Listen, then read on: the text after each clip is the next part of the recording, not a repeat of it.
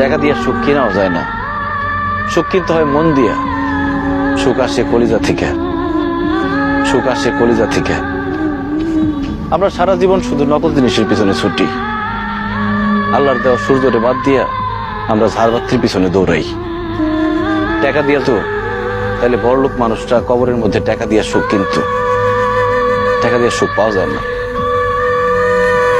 তুমি যদি আমার সাথে থাকতা, আমি হয়তো তোমার টাকা পয়সা, বাড়ি গাড়ি, স্বর্ণ অলংকার কিছুই দিতে পারতাম না, কিন্তু তোমার আমি মাথায় তুলে রাখতাম, পাখির মতো বুকের মধ্যে জড়ায় রাখতাম। সেটা আমি পারি নাই। তুমি আমার সেই সুযোগ দাও নাই। তুমি আমার ছেড়ে চলে যাওয়ার পর কটা রাত যে আমি ঘুমাইতে পারি নাই, সেটা শুধু আমি জানি আর আমার আল্লাহ জানে।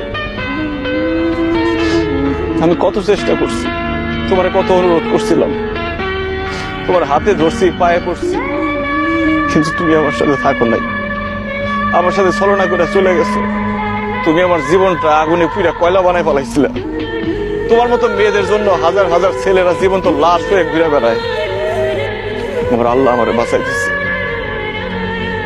তখন আমার জীবনে আসছে আয়েশা। আয়েশাও আমার মতো অশিক্ষিত, পড়াশোনা করে নাই, টাকার সুখ সে বুঝে না, কিন্তু সে যে আমার সম্মান করে আর ভালোবাসে, পৃথিবীর সবকিছু দিয়ে মনে হয় সেই ভালোবাসা পাওয়া যাবে না। আমি আলহামদুলিল্লাহ ভালো আছি, দোয়া করি তুমিও ভালো থাকো। তোমার প্রতি আমার কোনো রাগ অভিমান নাই।